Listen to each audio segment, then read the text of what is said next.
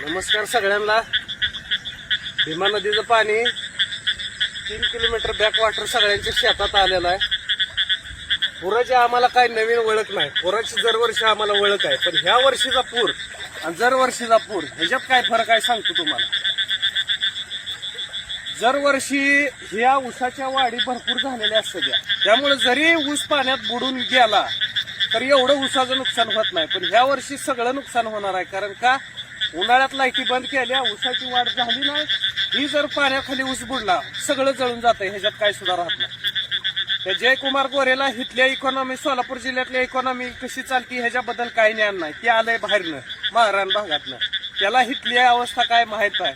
सोलापूरला पाणी द्यायच्या नावाखाली भीमा नदीच्या काठच्या सगळ्या लाईटी तुम्ही उन्हाळ्यात बंद करता, आणि ह्या पावसाळ्यात आम्हाला ही दानाला जावं लागतं। आम्हाला काय पूर नवीन नाही, आम्हाला पुराची सगळी माहिती आहे। ही 3 किलोमीटर पर्यंत भीमा नदीपासून जर अंतर जर पाण्यात जात असेल तर सगळ्या बाजूने किती ऊस पाण्याखाली जात असेल, किती शेतकऱ्यांचं नुकसान होत असेल।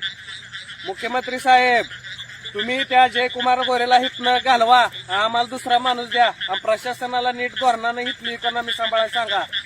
नाही ती फालतू लोक बोकाडे आणून बसवली, ती राजकीय मुद्दा नाही, ही सर्वसामान्य शेतकरी बोलतोय, हे तुम्ही दखल घ्यायला पाहिजे।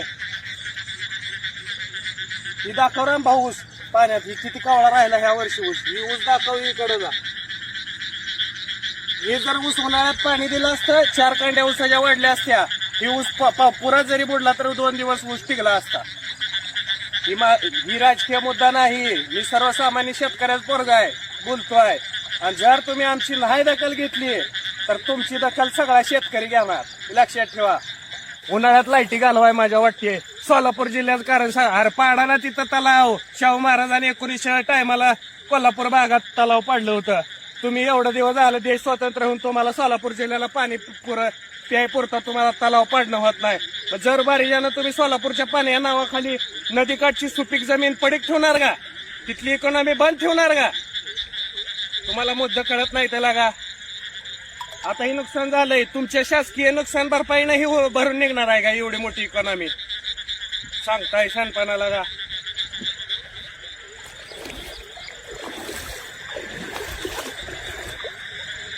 इकडला भाग दाव, ही सगळं ऊसाखाली गेलेलं क्षेत्र दाखव,